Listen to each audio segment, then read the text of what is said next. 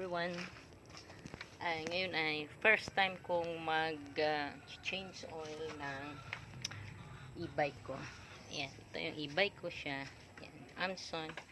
Ngayon may nabili na nga ako na gear oil. May ganito na siya. Tube na para mabilis siyang ikabit. Idikit, ano doon, isalin doon. So, meron akong ganito. Tapos, palalabasin ko ngayon yung gear oil doon ng existing gamit ang mga tools. Kaya, wait lang. Ito guys, ay medyo may pansala ako rito. Isalain natin. At, bubuksan ko yung gear oil, yung knob para lumabas yung existing oil.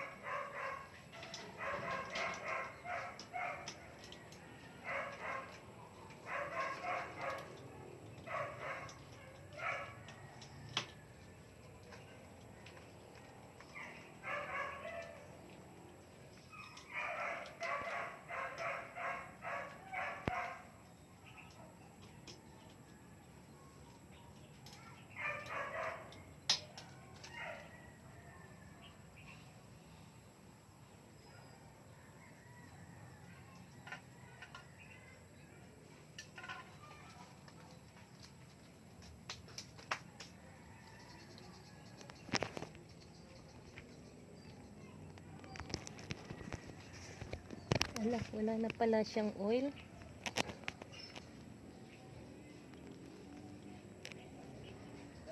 Wala na pala siyang oil. Naku po. Yun.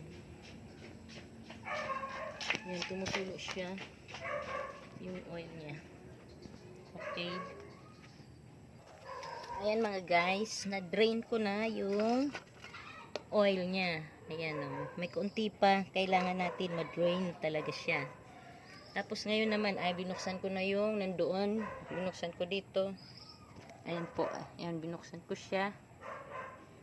Ito. Binuksan ko dito para lumabas ang oil. Dito yung nilalagyan ng panibagong oil. So, binuksan ko ngayon ang itong ating bagong gear oil. Ito lang daw siya. Guys, bukas na siya. Ngayon, tatakpan ko muna doon para hindi na lumabas yung existing na oil. Ayan guys, nalak ko na rito yung ilalim.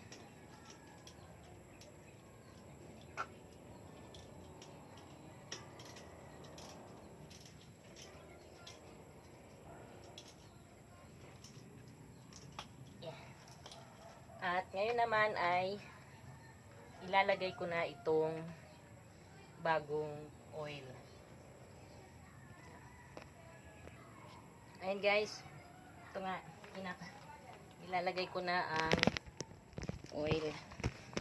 Madali lang siya ilagay yung ganitong klase ng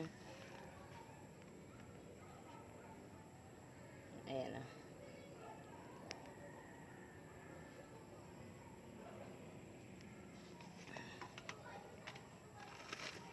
Yan. Okay na siya. Yan, guys.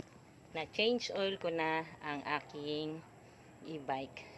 So, hanggang sa sunod uli na ating DIY ng change oil. Thank you.